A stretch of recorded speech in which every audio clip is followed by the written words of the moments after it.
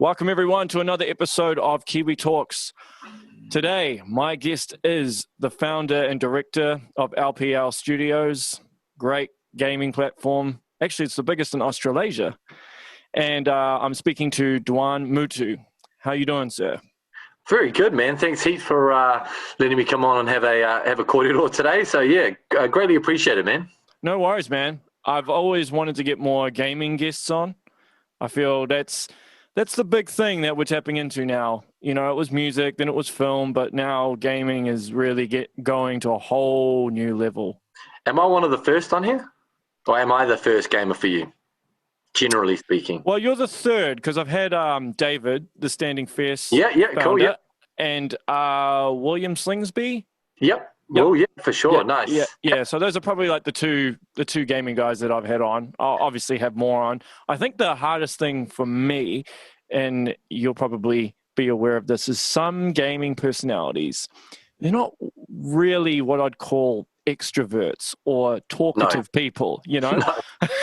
No. You know, so it makes it a bit difficult because I'm thinking, would this really be a good platform for you? You know, can you hold a conversation for an hour? Do you want to hold a conversation for an hour, you know? Yeah. I mean, look, that's the thing with, there is a lot of that in the industry. And I think overseas, you're starting to see that emergence of, like, I guess, the new school kind of person. But you're right. Generally speaking, a lot of it is, you know, they're quite introverted. I mean, we do, you know, at LetsPlay.Live, give or take 4 or 5 professional leagues. And it's really hard even then just to get them to send us a photo of themselves, right? And we want to do interviews like this remotely. And they're just, I guess that's the way they are, right? So, yeah, I mean, at least I'll talk, and I'll talk for a long time. Yeah. Well, that's good. I thought you would. So tell me how this all came about, man. Like LPL, how it all came together. Yeah, I mean, it's so I think it's interesting, and, you know, it's sort of twofold, right? So my corporate career, and so the first thing is, like, my first memories of gaming were like everyone, right? I grew up in the generation of playing Spaceys with my cousins. You know, it was like the hot thing for people that probably a little bit younger, if they listen to this, you know, it's a thing, right? Like, you go down the fish and chip shop after playing some sport and you would jam Spaceys and you know, or what we called, it wasn't the Spaceys like Atari's, it was Street Fighter, it was Mortal Kombat, and people would put the 20-cent piece on and you'd just jam, right? So, you know, I kind of had that, and then I also got the Sega Master System, and that was sort of the gaming. I'd say that's quite normal, right? Like, I wasn't a hardcore gamer, I just kind of had grown up with that lens. And then my corporate career was twofold. I worked in action sports, like as in surfing, skating, and work for some of the big brands.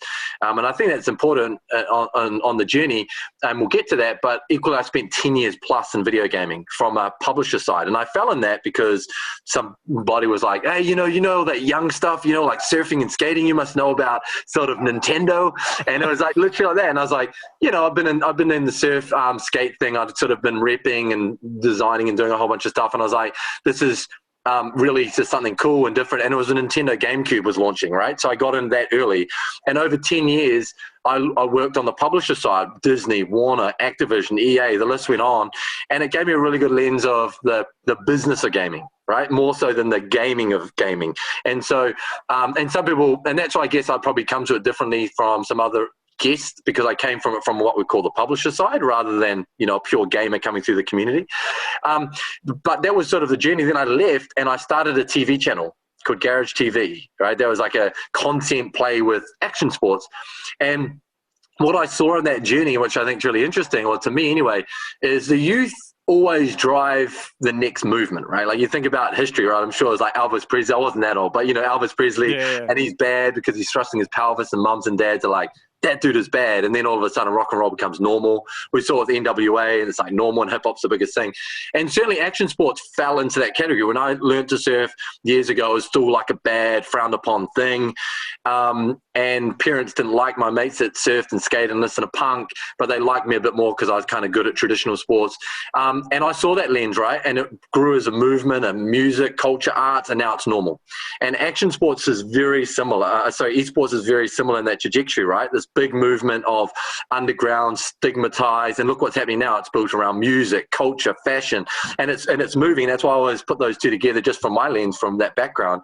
And so I'm making this action sports stuff. I'd left gaming behind, although I had some great relationships in the community because of my years in gaming. And someone came up to me, and we won't mention names, but it was from a very large broadcaster in New Zealand called Sky. And they came to us and they said, hey, it's one of those serendipitous things again, like, hey, do you guys know e-gaming? It's like, well, it's not e-gaming, right? But yeah, okay, what are you talking about? And they're like, we want to do e-gaming. We saw it come out of the US and we think we want to do live, e-gaming on Sky. And it was like, okay, and crazy enough, they had no idea that I had a gaming background. They just thought we were like the young person doing like surfing and skating and, that kind of lens. And we literally we're like, okay, let's have a go. And we had the studio now with the cameras already set up and we went engaged with the community, right? Like we got all these people, in which William Stingsby works with one of them. Like we got a lot of people come in that were League of Legends and we did something called the New Zealand Gaming Championship. And it was like this League of Legends event. And at the time, looking back, obviously we did it more of like just, you got to try those things in business, right? Like, let's have a crack. It wasn't meant to be a full-fledged business, but we were the third territory in the world to do a linear esports event. And that's like historic. Like that's so hard to do. And of course, behind the scenes is dudes like holding like tape, internet's dangled, like it was like LAN, old school LAN stuff. But what we learned really quickly was, I always say to people, you don't know what you don't know. And certainly off that trajectory, we built a business which would go on to get, investment into it and build out LetsPlay.Live to, build a multi-million-dollar studio and become one of the leaders in Oceania of esports. But it starts with that kind of like serendipitous moment. You had someone who kind of had a studio. I kind of knew some people and we had the opportunity and then we just kept going. And literally it was never, I love to sit here and go, I really knew I saw esports coming. That's not the case, man.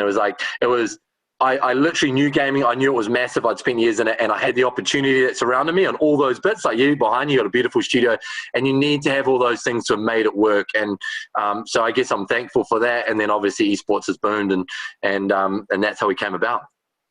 Wow. What a story. Yeah. What a story. It almost sounds like everything just fell into place for you.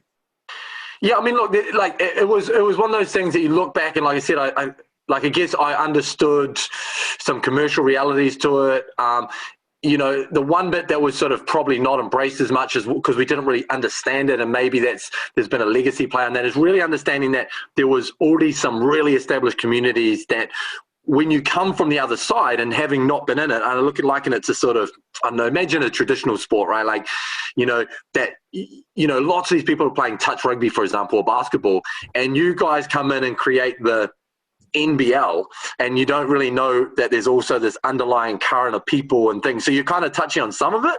And so I think, yeah, you're right. It was really like it kind of fell into place in one way. But on the flip side, it kind of, went against the grain of people who had already been there before us, right? It's always, I always talk about legacy and history as I've just talked here. And so that's probably the one downside is if you had my time again, looking back, is the business side and the journey was great because of those bits falling into place. But I think had you started originally, you probably would have gone and said, right, like let's have a real look at who's here already, right? Like who are the players, who are the teams, and it wasn't because I didn't want to, it was just, as you said, it was almost fell into place and it was sort of one of those like, well, you don't have much time, we've got to get it done in 3 weeks, like you just got to go. And then it evolved, For sure. So how's everything going with you guys in regards to COVID at the moment? Because I'd imagine that would have somewhat affected LPL. Yeah, it did. I mean, look, the first thing you got to say is, and I know you've had some great business leaders on, and obviously there's a lot of pain in the world, right? Like we know that, and it affects everyone, and it does affect esports. We're not able to have physical events, we're not allowed to have LANs, we can't fly players in. So of course there's, an effect, but actually from a content delivery point of view, it's been next level, right? Like we've gone, our signups went, over 100% up, our viewership up by 150%. We've just done a large broadcast with Ford out of the US, so that kind of COVID expansion happened. And equally, of course, in New Zealand, historically, esports got recognized as an N.S.O, right? So those things all came because of the movement of COVID. And what I also really like to see is the acceleration of what we'd been working on for many years. Like we had done a lot of stuff with the NRL and the All Blacks with LPL, and everyone was like, it's all like giggles and whatever. But of course, when we saw COVID and they weren't able to compete and their normal outlets, they were able to kind of embrace gaming and enjoy it. And I think fans enjoyed watching their stars that would be traditionally stars, whether it be motorsports, Scott McLaughlin, or NFL stars or NBA stars, because they all game. And this was just an ability for fans to jump in. And so LPL obviously benefited from reach and player base and people wanting to get involved. But I think as a wider industry, it was really good as well.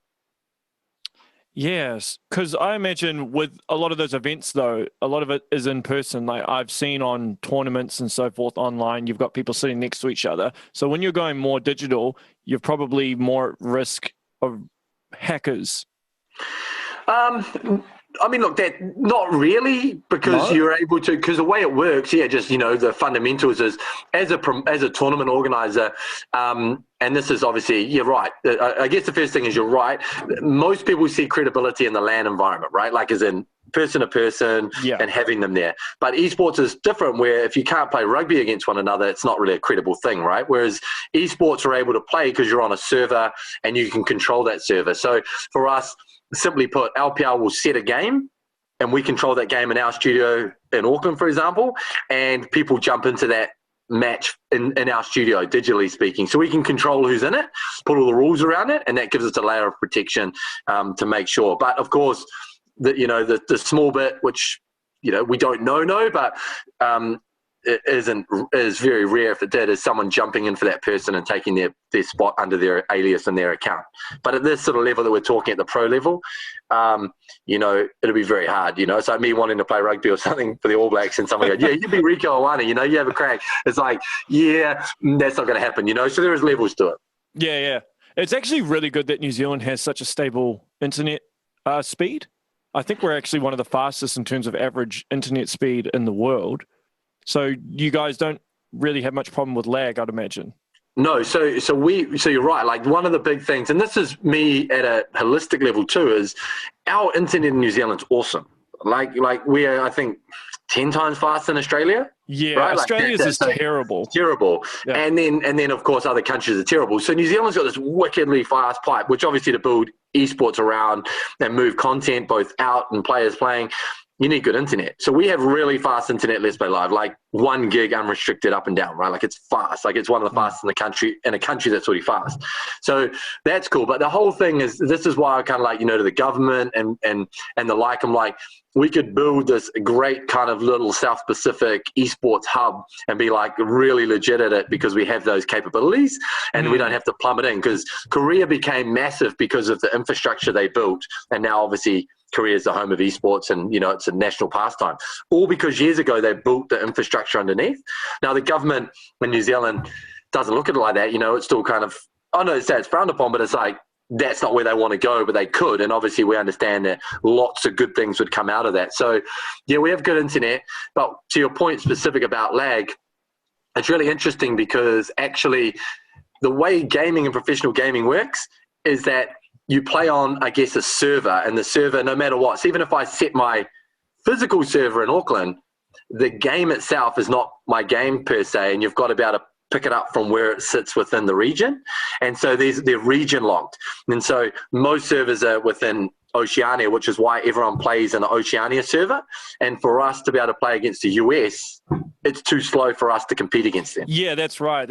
And particularly with games like fighting games as well, where with the ping and everything, even like a millisecond off can... You're out. So me and you right now, imagine like we're chatting, we should be able to both hit the button. If I slightly beat you here in New Zealand, then I'm going to get you. But obviously that's slowing down even by, micro bits to the US. It's impossible. So you're actually up against it. It's like, it's a lopsided playing field. So that's why it's not done that way.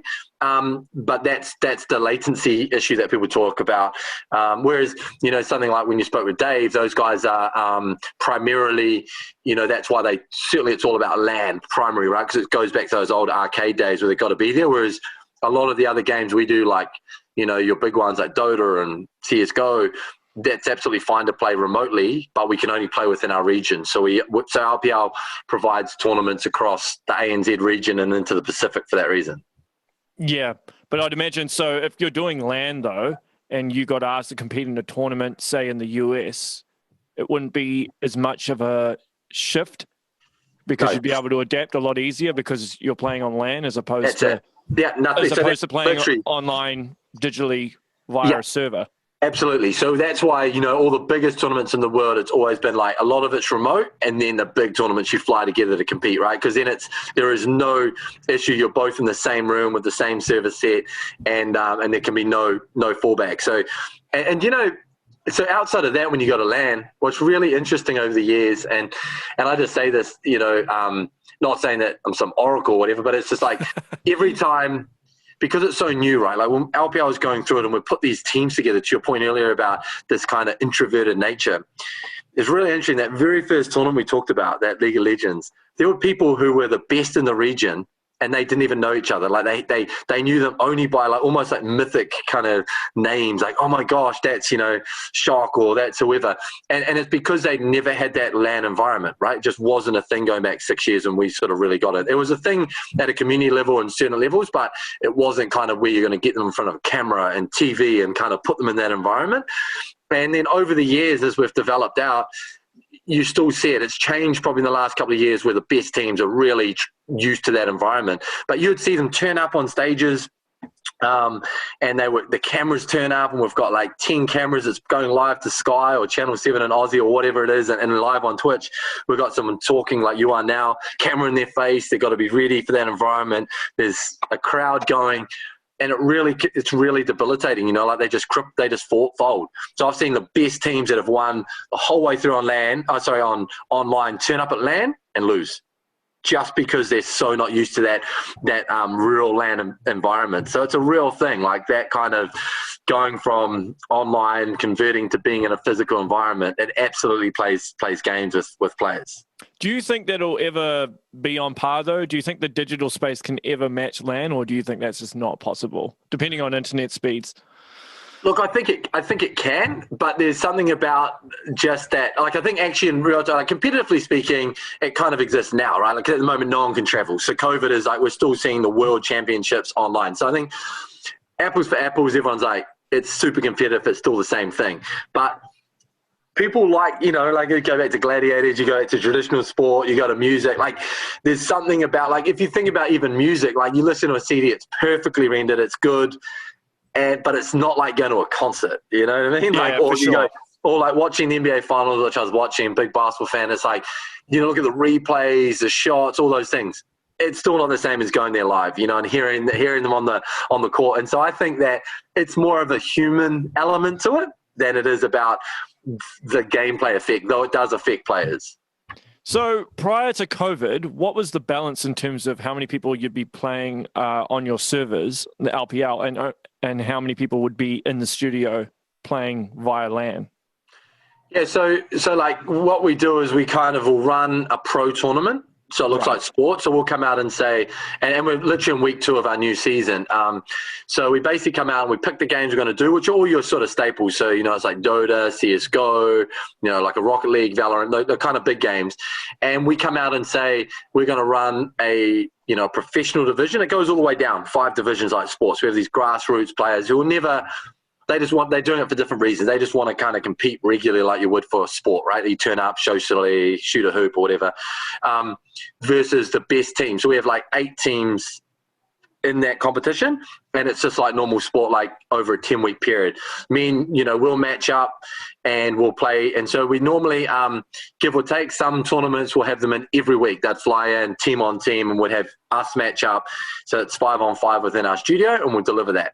We've had 16 race car drivers, digitally speaking, so sim racers, in our studio every week, right through to everything online until we have the final 2 teams that we'll bring across and put them in our studio or in a theatre to compete in the final. So it's a mix. But, pre-COVID, that's sort of how we'd do it, is give or take the game and the size of the audience.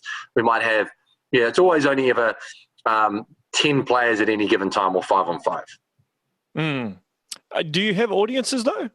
Yeah, so in our studio, it's private, like locked off, like it would be for like normal Sky or TVNZ. But we do have access to our theatre, which is inside Skycity Theatre, and that has 700 seats. And so we've had even Dave, I worked with Dave. We did a Tekken event with Dave at Standing Fest years ago. And we had the world's best, at the time, he was top 2 in the world, arguably the best player, called Saint. He came down and we had all of Dave standing fierce, plus, the community, other people, but ultimately it was the best Tekken players in the country. And Saint entered that tournament to be like Kelly Slater entering the surfing, or something. And it was just like, it was awesome to see. And we had, 400 or 500 people in that. And we've done all sorts of games within that theater. So yeah, anywhere up to 700 people watching live in that theater environment with the built out stage and all the gaming rigs on the stage and, build up, big screen behind it and people just cheering and commentators live in the arena. That's cool.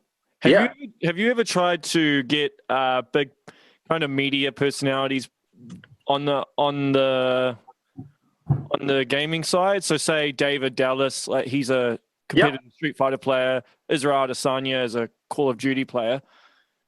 Like, hey, come to the studio and absolutely, yeah, man. Like we've worked with everyone. I mean, it sounds a bit far fetched, but certainly like on two fronts. So we've had like even in curtain raisers back in those days, like when you're talking about NBA 2K finals, we had Tom Abercrombie take on Manu. We've had the Warriors take on the Breakers. We had a sim race which had like music and netball stars and everyone racing on Bathurst before the main event. So we've done all of that, and then in the studio we've had everyone through from a lot of the All Black boys like TJ. He's a massive gamer, so he travels with his kit. And so we've had most of them come through the studio in one way or the other. We've done stuff for the NRL, so all the Tongan team turn up. Like we've had the Australian boys turn up, Kiwis. So a lot, yeah, pretty much. And then even just recently through COVID, we ran an event which was really cool digitally though, because we couldn't get in the studio. But we had, to your point about music, we had the Cora boys, we had Jai Fraser from 660, we had a couple of All Blacks, we had a couple of the Warriors, and they dropped into Fortnite, and we had fans versus the boys. So we've dealt with a lot of them because to your point, that's so cool. They love it. They absolutely love it. And we haven't had Izzy. Like Izzy's I've been wanting to get Izzy in there for a while, but he's obviously busy. But like David Dallas used to be actually a game reviewer. Do you know that? David Dallas was an actual writer for Really? He'll probably shoot me. Yeah. So I did meet him once at a Street Fighter competition, and I saw how good he was. But I didn't know he actually reviewed, because I know he's a gamer, but I didn't know that he actually reviewed games. Yeah. So back in the early days, this is a story for some people out there that would know. So David Dallas, so the company I used to work for, back in the original, before kind of getting into the esport part, selling video games, working video games, a publisher. Dave worked for, I'm going to say, Rip It Up magazine.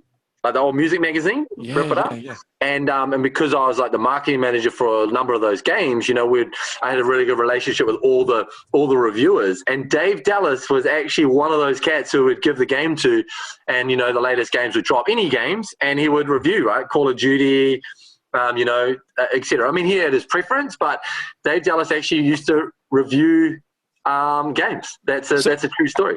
Did you tee that up, or did he come to you and be like, hey, I want to review games? Well, yeah, I mean, I don't know, it was either, it was sort of mutual in the sense of like, you'd come to me if you wanted games, you know what I mean? Like, because we were like marketing. So it was more like, I don't know who reached out to who in the sense, but equally there was, back and for, again, the younger crew, this is like pre-social media, right? It was only blogs, it was Game Planet, and it was like 3 or 4 publications, like Rip It Up, Real Groovy, and they would write a little segment on a game review, right? There's very few.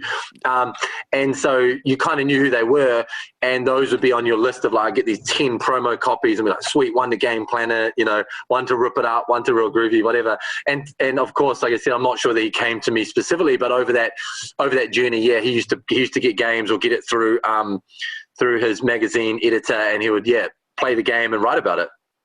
Wow, that's so crazy buzzing. story, right? Yeah. And then on that company, which people don't know as well, is in that same building, because it was like a distributor model, and the other side of the building, as you imagine, it kind of makes sense. Like there was Casio was in there, so Casio G-Shock, pianos, and that actually is how we got involved with Nintendo, because it was out of Japan.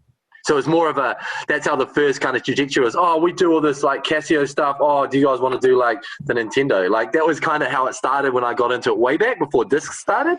That's interesting because I've never thought that Nintendo's had much of a big presence in New Zealand. No, it was just a console launch. Sony land, you know? Yeah, it was just a console. Like, it was like, you're going to go sell a console, and then it became selling of video game discs. And that's what people forget. But in that journey, obviously under that same roof was G-Shock. And then, of course, Dave ended up being the front guy for G-Shock through the peripheral kind of lens as he went through and became the face of G-Shock and all that, those campaigns, Shocked the World. And that was all out of that same building. I was in that building at the same time. And that was, yeah. So it's kind of like that kind of worlds kind of collided under the same roof of Dave. So when you dealt with Nintendo, were you speaking to people from Nintendo of Japan, or were you Yes, Japan. So how would that work? Would you have to use a translator? Do they? Yeah, so we just like this, that you know, that they do business up there, interestingly. And so if you strip back that it was Nintendo or Casio, whatever, when you do business in Japan, as you know, we had the distribution rights for the region to deliver Casio watches and pianos and whatever. And then on the flip side, the Nintendo came, as part of that, like another conversation. So of course, yeah, sometimes they speak quite good English, but it's very formal over there, right? You must give them a card, you give with two hands, like they will give you their card back. You must engage at a certain level, and they don't want to deal with certain levels, right? Like if you're not the CEO or you're not the CMO or whatever, they just the way that their culture works over there. So, but ultimately, once you're into the relationship and you deliver, then yeah, it's quite they'll have someone over there that can speak English and kind of deliver. But that was like the first kind of way until Nintendo opened up. Because I'm going way back, right? This is before almost subsidiaries opened up in the region. Like they didn't have a Ubisoft office, a Nintendo office, those things weren't the case. And that's how far back I went. Like when I was in there as like a young dude, kind of just getting into it. That's early 2000s, isn't it? Yeah. I'm thinking of the GameCube, early 2000s. Early 2000s, and that was what it was. And there was like stories of like, I don't know how much I need to put my foot on this one, but it's like there was no like social media, and the advent of like this downloadable content was just like none of that was a thing. Like you'd go get a disc and there was like 60,000 people lining up to get the latest Final Fantasy or Call of Duty, right? That was what it was. And so the way it would work is, and under the roof, and my first job in gaming was obviously in the marketing PR realm, they would like be so spooked on the reviewers and the people seeing it across the globe because it would bring down the overall delivery of that game, right? So again, like no on social Metacritic media and things like that. Yeah, right. So and they'd just look at Rotten Tomatoes and they'd like all these scores. And in New Zealand, Game Planet was a big thing. And so what they'd do is they'd give me a game. Let's just take a game, I don't know, like Assassin's Creed, okay? And they'd go, all right, we're going to launch Assassin's Creed. Now, we'd see that game 18 months before it was launching. So they'd tell us the storyline, and this is how it is, and the marketing plan is going to be X and Y. And you go, cool, and then you kind of pivot it to make sure it works for New Zealand. But one of the ways it would work is that you would do hands-off demos, right? So I'd meet you, and I'd go, hey, how's it? Like, you're here to look at the game. And I would be the one playing the level of the game. But I had been sent over to Sydney to learn to play that level, and they'd give it to me as code with a special code box, and I'd take it home and I'd learn to play that one level of Assassin's Creed, like to perfection. Like you got to jump up, you got to jump into the haystack, you've got to, roll out, you've got to walk up to talk to this person. Like it was like set, okay? And so it'd be so nerve-wracking, right? Because you'll be sitting there going, and you're not allowed to touch it. It's like, and that would happen all the way around the world. Like I was just one of those people who would do it. And in some cases, we would have like, a media night where you'd bring in like 30 people to watch me demo it on a big screen at like Hoyts or whatever. Yeah. And you're behind there going, hey guys, okay, it's Assassin's Creed, and then of course the next journey would be next time you saw me in 3 months, I would let you play hands-on. Right, so you would write about, hey, I got to look at it for Assassins. It looks really slick and da-da-da-da. So I couldn't muck it up because I mucked it up. You'd write, yeah, it looked a bit clunky because like the guy got stuck in the like haystack and just like, and Ubisoft would be real precious, like, do not F this up, behind the scenes, And then nice people were maybe not that language. And then I would come back to you the next 3 months and be like, cool, now it's your turn to play, and would let you play like a level. And then you'd write about it. Oh, I got hands-on. It was really dope, And then, of course, E3 would come around and everyone would be at E3. And then it was like, now it's all on. But so that was the journey over kind of like a 12-month cycle. And that's kind of what I learned to kind of how secretive that industry was, and of course we didn't have social media back then, so it was just really driven on you making sure you got a good review, because if you wrote a bad one over here in New Zealand, that could bring down, you know, the stuff around the world because of the Metacritic and the rating of the game. Yeah. So I'd imagine it's similar across all publishers in terms of how they do that marketing in terms of it was just it was sort of like generally a standard, like that was how everyone was. Like it was, because, you know, now the E3 is almost not a thing anymore because you can stream it and everyone can watch it and you can do whatever. But back then that was the sort of thing. Like, and that wasn't just one publisher. Like we worked with like a lot, 5 or 6 publishers, and give or take, that was the way, you know, like that was just how it was, and you'd want to make sure that the reviewers did good, and E3 was a big deal, and then you'd sell stuff, and then, you know, that was how, and then obviously people would go out and pre-order, and 50,000 copies of Call of Duty in the heyday, 60,000 of Final Fantasy in New Zealand. I remember being around those numbers back in the heyday of discs, and that was how it worked, yeah. It must have got monotonous, though. Like, say you'd probably not want to play Assassin's Creed by the time it released. Yeah, and that's why I said, no, seriously, right? This is what I say to people all the time. Everyone's like, because they might see me talking about gaming on the news, or like they come to me, the first thing is like, are you like a gamer? That's why I'm always really open about, no, I came from that side. My lens is totally different. I'm never, like Dave and that are like, those dudes are gamers and they're good players, you know, and I never ever say that I'm some sort of something I'm not.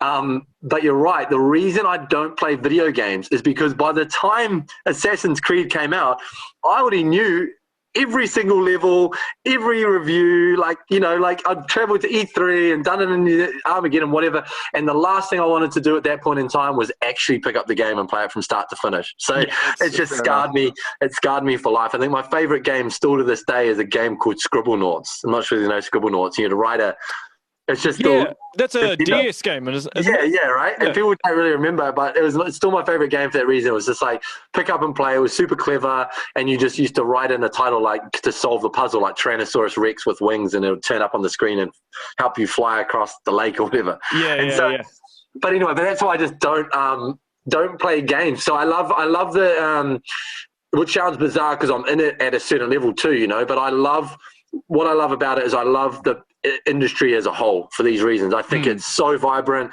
I think it pushes the envelope. I love the youth movement in it. I love the community environment, and I love the platforms and the games. And so that's what I love about the gaming as an overall ecosystem, rather than being like some dude who like wakes up and is like, man, I've got to get my hands on the next, like, you know, PlayStation 5 or whatever. Yeah, well, I'd imagine a lot of the business people or people on the business side of gaming probably don't get that much time to play games. I mean, if you think of the traditional game, let's say like an RPG or something, you could easily spend 70 to 100 hours on one game, right? I mean, I don't get to play video games that much these days. I kind of just play games that are pick up and play. You can play it and then put it down. Like if it's any type of story-driven game, if I try and invest the time in it and then I can't play it for like 3 or 4 weeks and I come back to it, I'm like, wait a minute, what the hell's the story again? I don't even remember how to play this game. So I mean, do you get to play any games at all now, or are you just totally focused on the business side? Nah, like for me, I mean, look, I've got like I'm around it all day, you know what I mean? Like, so, I mean, you know, we have a beautiful studio that's state of the art, one of the best in the region. You know, it has 15 custom, you know, gaming machines and PlayStations, and, you know, we'll get the new P5, I'm sure, you know, with our friends at Sony. So the idea is like, I'm surrounded by it, right?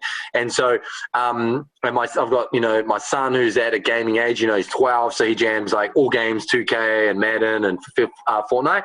So look, because of that, like I'll jump on the odd stream. You know, so I was on a stream sort of like this with David Seymour and the Blues, and we were playing Overcooked and some Fortnite and some Crash, or, you know, I was at home with my son the other night and we had to drop on Fortnite. So that's kind of the level, right? Whereas so it's probably like 10% of being a gamer, and even 5% and 95% is business, right? Like it becomes about like any other business, the business of gaming rather than playing. So very limited for me. Yeah. So on a day-to-day basis, what would you actually do?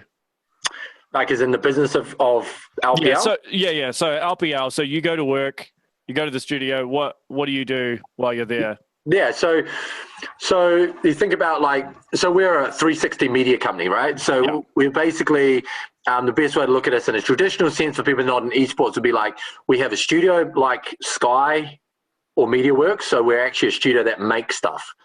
And then we're also a league operator like traditional sports. So they call us the NRL and Sky Sport put together. Yeah. So we've got to basically fundamentally create our own leagues, but we're also our own broadcaster that makes all of that content. So primarily we have a platform which allows people to come in and play all these games.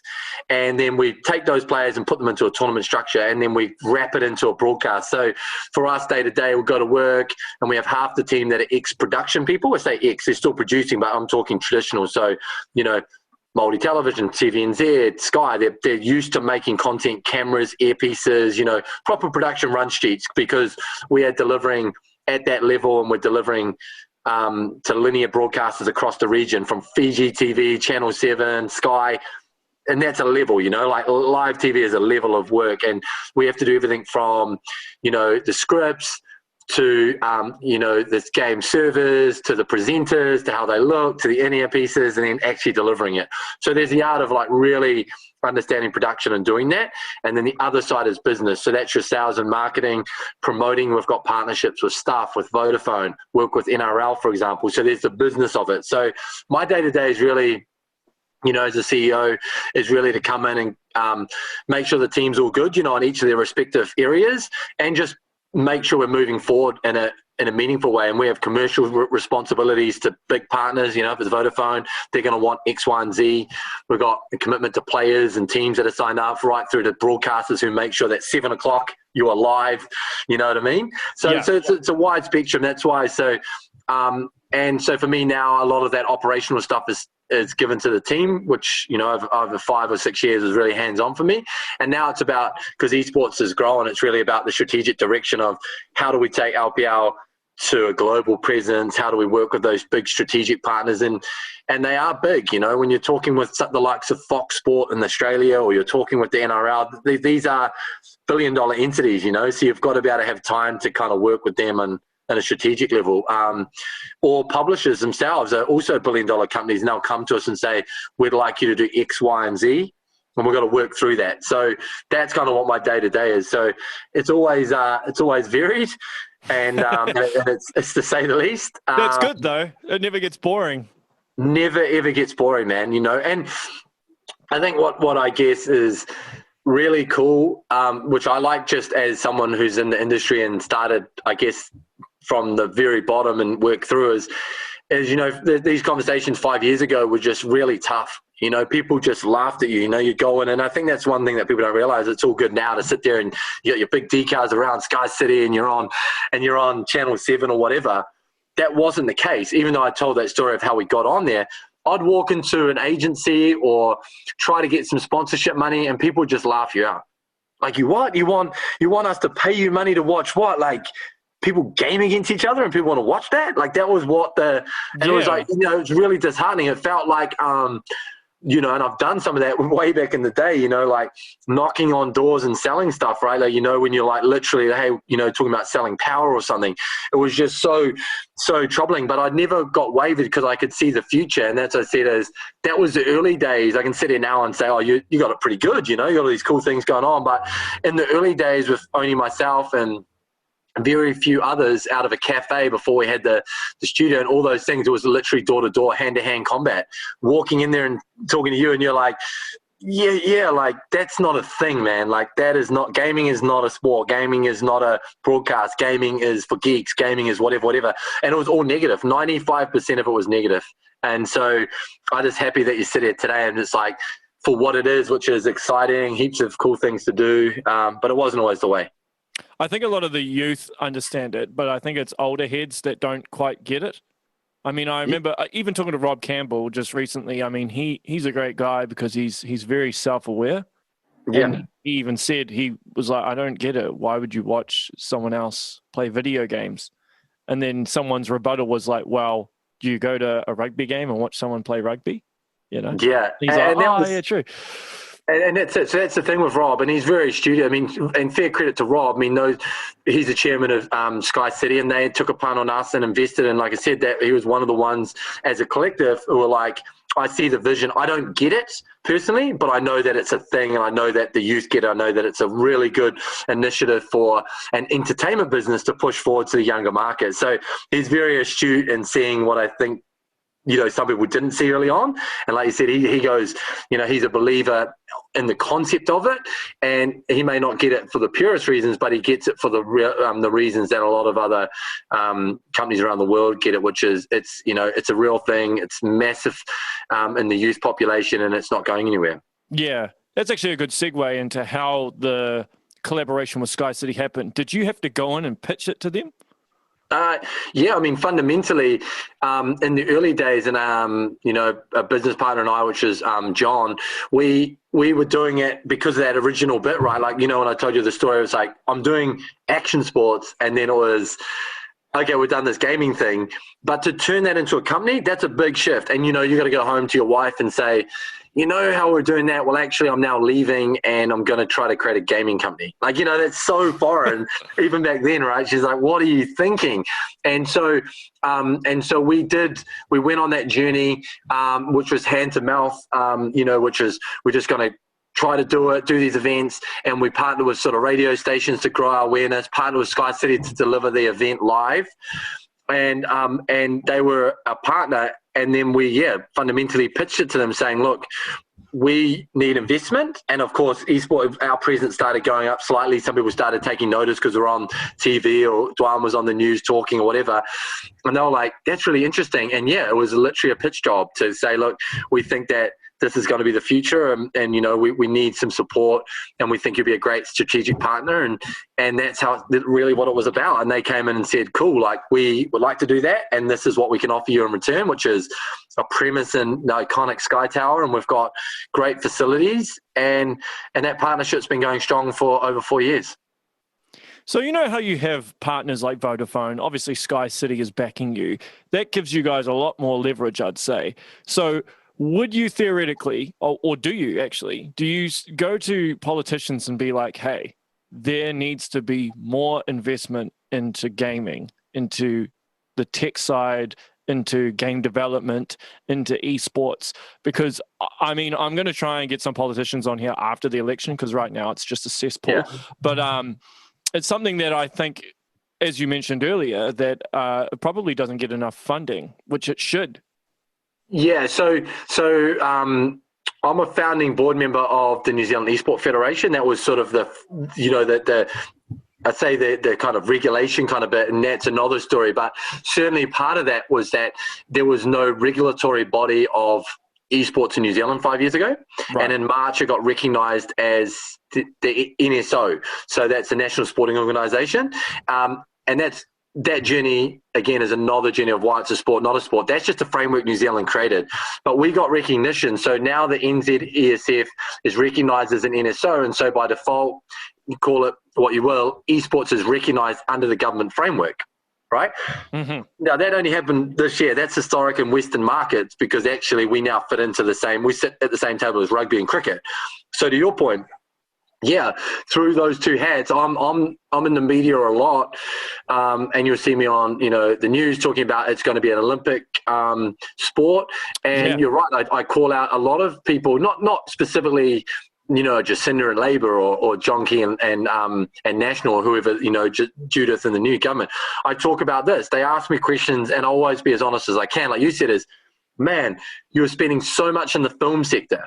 And you've got a great system around supporting 40% rebates back to, people who want to, bring productions down there. We've got Avatar here, Lord of the Rings is getting filmed here. There's a project I'm working on as a side to gaming, which involves the film, film commission, absolutely set up to help that. Now, the biggest entertainment sector in the world is esports and gaming. So how can we be so forward that way and not want to invest? And working with the Game Developers Association, we're all championing the same bit, right? Like, it's just, what are you up to? Now, it's just, to me, is one of those balls where politicians are scared, right? They don't want to be seen as old school, new school. Yeah, but also I think, I mean, let's be real here. Most politicians are a lot older than us, right? They grew up in a different time, so they might not necessarily understand it.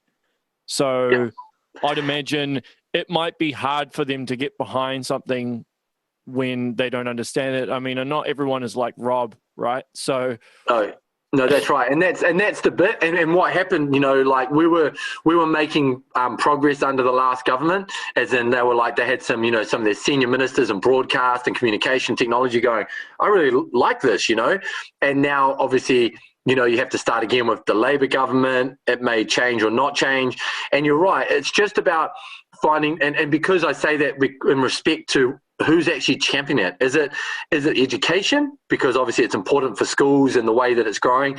Is it sport? Is it technology? Or is it broadcast? And I think there's an overlapping. Not only is there a kind of a personnel piece, like you said, is they don't understand it, maybe they're a little bit older, but equally, where does it actually sit, right? Like actually, if you had to have a minister right now, hand on heart, and say, who's actually looking after us? Like, where would we actually fit? And I think that's problematic too for them, is like, they're not sure where we actually sit. And that also doesn't help us really target that one person to go, we need you to help us. Yeah, and I think some people are just all about tradition as well. You mentioned before about the Olympics and esports. I actually had Professor Holly Thorpe on here last year, who's actually on the International Olympic Committee, and she mentioned that the Olympics may look at introducing esports into the Olympics because the Olympics is basically declining in viewership. That's because right. It's traditionally the old guard that still watch that traditional form of media, whereas the new school don't consume. They don't go on television and watch stuff. It's all about streaming and so forth. And I've gotten into arguments with people in my own age bracket about esports and how it's not a sport. They're like, no, it's not a sport. And I'm thinking, man, it's because you're still stuck in that frame of mind. But like, it's apparent that it will be. I mean, it's the future. I mean, how much? It's a multi-billion-dollar industry now. Oh, absolutely, and it's way more than film. Way more. It's way more. So it's the biggest. It's truly the biggest entertainment. Way more. I mean, I think I saw a stat. It's like, yeah, film, music, and then gaming. It's just is in 10 times bigger. So it's huge. But you're right. I mean, that whole Olympic bit is, and there's some purists that'll come on and talk to you from a gaming. It's like, it's not a sport. It shouldn't be in the Olympics. Look, I'm the first to say gaming has its place and gamers don't care and they don't need the Olympics. But to your point, what is clear to me is the Olympics needs esports. And it's such a large commercial, large reached, endeavor and broadcast property that it has to have it. And so for that reason, it'll make it happen because, like you said, it's in free fall and decline. Like no one's watching it. It's at a younger demographic, hence why they tried to get surfing and skateboarding in the Olympics to change it. But esports is to them seen as somewhat of a solution, rightly or wrongly. And it's just about ticking some boxes. And so I've said openly, and, I'll say here is, don't quote me on whether I think or don't think it should or shouldn't be. That's a different conversation. It's will it be? And the answer is yes, it will be for what you said, is because the Olympics needs that younger demographic. It's inevitable. It's going to happen. It's inevitable. So yeah. you must have to stay up with whatever's going on in gaming, right? Yes. So obviously stuff like this big massive bomb with Microsoft purchasing Bethesda, which says to me that they're primarily investing in Gamepass. That seems to be the reason for doing it, right? So in terms of how gaming's going to evolve, because I'd imagine at some stage it's going to move to the streaming platform, similar to, it's going to, like Netflix is now. You call it, the Netflix of gaming. Yeah. Is a term that some people use, right? That's right. So I actually got asked about this the other day. Yeah, so I'm up, like, obviously, that's the bit that really interests me and fascinates me now, at this level is that bit. I love seeing what's happening, and of course, to me, it's quite clear. I mean, there was a couple of battles that are going on, right? One is about the content delivery battle. When we saw Mixer and Microsoft obviously not make inroads with, Twitch being the big one, YouTube gaming and Facebook gaming. So Mixer, and this is Microsoft, entered a space that wasn't theirs, and Mixer failed. And then they've partnered with a Facebook gaming to have some, road in there. That's a big deal. Like, that is a massive deal, right, what they did there. And then to your point is, why would they want to buy $7.5 billion to buy ZeniMax, and that's because they realize that it's all about cloud. It's about buying studios and about offering cloud into the future. And my belief is that look, there may be a PlayStation 6 and there may be an Xbox XX, but the reality is it won't be what it is now. And this is the last true console launch, in my opinion, for that reason. You'll have Stadia, you'll have, all these cloud-based solutions where internet will, because remember, they're 4 or 5 year cycles to get a console. So in 5 years, we're going to be sitting at 8G or something. Mobile gaming already with 5G is meant to be 10 times faster than a PC today on your mobile.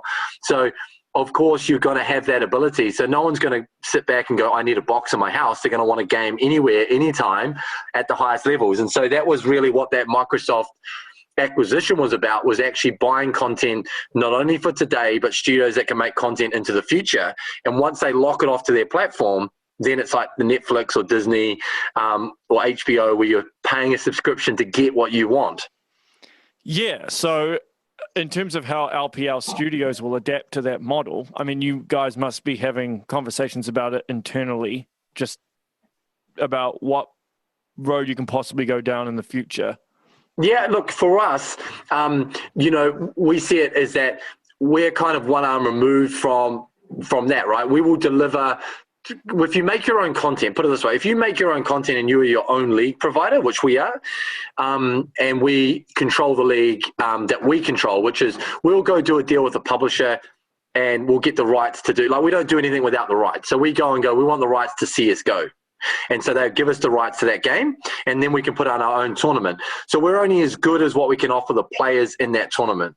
And we're then only as good as, and then at that point, we've got this really strong league. We can produce it at a high level. It doesn't matter what's happening on who's playing, because those games will come and go. Just insert new game, insert new game, insert new game, and that will keep changing. But what we think is the future is that, for us, those wars will keep happening, and we need to be strong enough, much like the TV war, right? Like if you're the NRL, my belief is that you're going to choose, or broadcasters are going to come to you and say, I'm Channel 7, I'm Channel 10, or the All Blacks, right? They're going to go, Spark Sports, Sky, we need your content.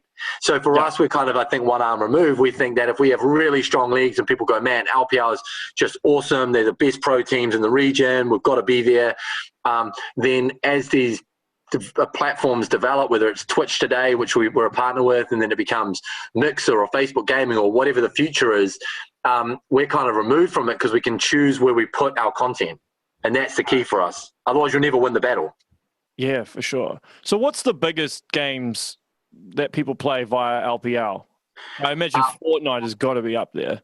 So Fortnite's big, but Fortnite's not that competitive. So we've done competitive-ish stuff that we said about with music and with All Blacks and the like, but it's not really seen as a true competitive game, although they have big tournaments. The big games are still CSGO. That's the big one in our region. That's really? like Still? Yes, still. So and look at the numbers that I have across other providers and us. We have a super, super strong CSGO region. And so a lot of our teams are really stable. They're really well recognized. I think, one of our big teams just got acquired by one of the most famous brands in the world from our region, right? They picked up the whole roster. So we're really, in that killer fish, but it's still huge. So we have, I think in our pro division this year, we have, of the top 15 teams, we might have the 13 of the 15 teams in our league. And a lot of that also has to do with, people don't want to hear about or talk about it. The reason CSGO is still such a strong game is obviously the establishment, long-term play, but equally the wagering that sits around CSGO. Because people can wager on that sport on CSGO. Oh, right. I see. So people place bets. Yes. Traditional bets like you would for sport. And so, and not all esports allow that, because a publisher won't allow that, but Valve allows wagering on CSGO across the globe. And so there's this undercurrent, and people might not like what I'm saying there, but if you look at sport, there's two revenue streams that prop sport. One of them is broadcast rights, and the other is wagering. That's how sport is built. And we saw COVID impacting that. Of course, merchandise and the rest come later, but actually CSGO and Dota are really strongly provided in that underpin across the globe. And that's always been the case. And so that's why a lot of people still like it, because you can still have a punt on the teams. Ah, brilliant. Yeah. It actually makes perfect sense. now that you mention it. I'm thinking, yeah. And a lot of people don't want to hear that, right? Like they're like, oh, that's bad. And look, that's again another conversation for another day on where ethically you sit on the conversation around wagering into esports. But the reality is, forget what I'm saying or who I'm involved with. The reality is that's happening around the world, and it's already that some estimates are saying it's 5, maybe up to 10 times larger than esports as an actual business in its own right.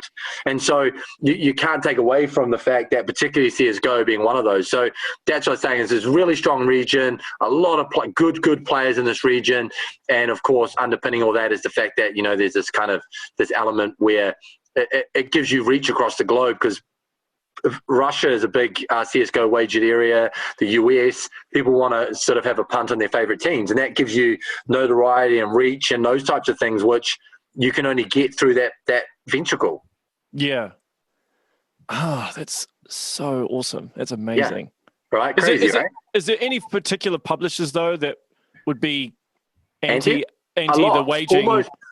Almost all of it. So, like, for example, Fortnite won't allow it, and obviously that's Epic, or right the way through to Tencent.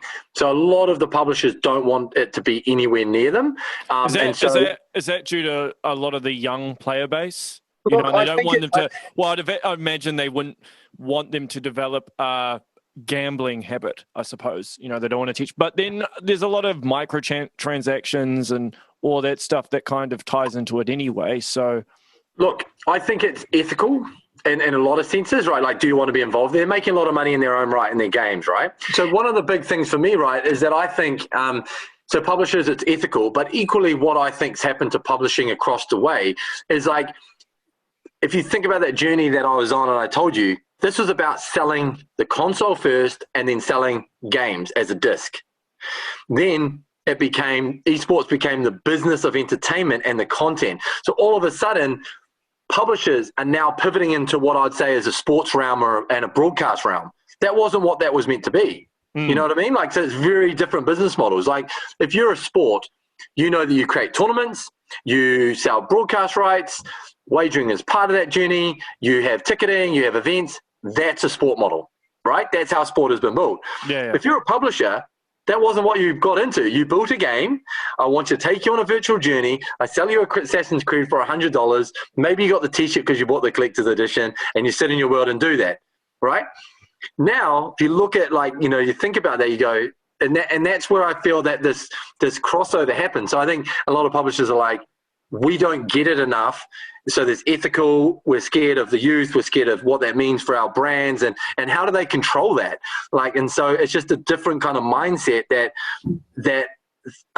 some of the publishers don't want to be involved with yet.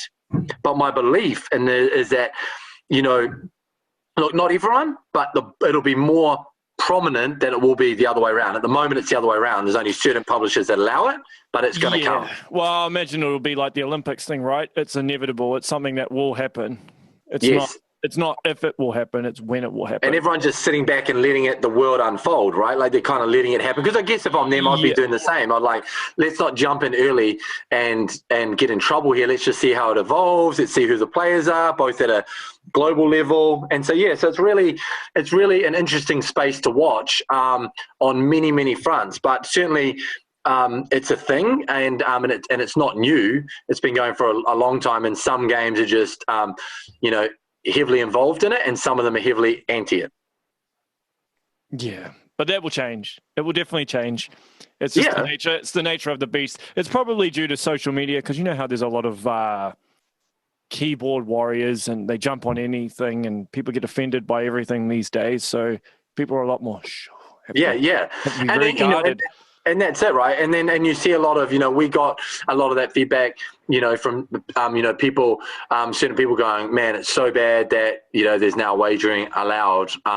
But the reality is, it's sort of inevitable. What I'd say is sports built it a certain way for many, many years. What we want to try to do, I think, as a collective is, it's like all those things I say about, you want to make sure that your kids aren't behind the garden shed just drinking alcohol, right? You want to make sure you can at least know what they're drinking, right? Because if it's a thing, you got to, I'm all for let's see what it looks like. Let's make sure we put the right parameters around it, because it's a thing. It's not like we're creating gaming, wagering for the first time, I say we being the industry of esports, is like, it's already happened in sport. That's, years old, and the argument is really a personal argument rather than will it come. And so, but also, the upside to it is that there is new revenue streams involved in that, and of course, larger audiences and reach, which will come with that. Yeah. So that's the pro to it. Amazing. I think that's a good place to wrap up. Yeah, man. Thanks so much for this, man. You have to give me the tour of the studio at some point, eh? I'd love it. Yeah, like when you come out, it's really cool. I mean, for those that don't know, yeah, we were lucky when we partnered with Skycity. So when you look up at the Sky Tower, just pop your head up, and you'll actually see our branding there. But it's actually the glass cubes that are level 7. So you can't sort of put your hand up there. But if you're standing outside the Sky Tower and you look up where the glass boxes that surround it, and within those glass boxes, LPL Studios is. So it's a private facility with the best equipment, both from a player and a broadcast perspective, in the region. And yeah, that's where we are. So for you to come up, absolutely, man. I'd love to. I'll repay the favor for letting me come on here and talk my stories. So thank you so much, man. That's all right. Hey, I love this sort of stuff, and I always like networking and meeting gaming people specifically, because it's something I was hugely into as a kid, and I don't really get the time to really embrace it. I'm still pretty up with the play when it comes to gaming stuff, but I'm not as immersed in it as I used to be. So it's always great when I talk to gaming people, because... Well, before I let you go then, is if you're up to the play, for your fans out there listening, are you a P5 guy or are you going to be an Xbox guy? I don't know, man. I'm leaning towards more Xbox just because of Gamepass, but I'm not too sure yet. I mean, I don't even have I borrowed my friend's PS4 for a while. I've actually just got a Switch at the moment, which was really handy, because I actually just got out of hospital couple of weeks ago, and that was amazing to have that thing while I was in hospital. But yeah, I'm probably going to be more of an Xbox guy at this stage. I think the Bethesda thing really kind of okay, these guys are looking towards the future, but I cannot say for sure. I mean, it's amazing how cheap these things are, specifically the digital editions. But I'm looking forward to seeing where it goes, because it's going to be an interesting generation for sure. It is, man. It is. Well, okay. Well, let's see when they come out what they look like, right? But yeah, I'll leave you to get back into it. But thank you so much for having me on, man. I really appreciate it. Just before you go, so where can everyone follow LPL? With all your so social media? Really easy. It's www.LetsPlay.Live. So that's our URL. That's our website. And if you jump on there, if you want to play, plenty of tournaments here to get started in esports and have a go and see whether you can progress all the way up. If you're not, you want to kind of keep private and don't think you've got it from that level, then tune in, go through that website, and we're broadcasting up to 5 nights a week with the best players in the region, which is really good content. So, LetsPlay.Live. Duane, this has been awesome, man. Yeah, thank you so much, man. I appreciate it. Yeah, you too. All right, that's the show, everyone. Make sure you share, like, and subscribe. And until next time, stay safe.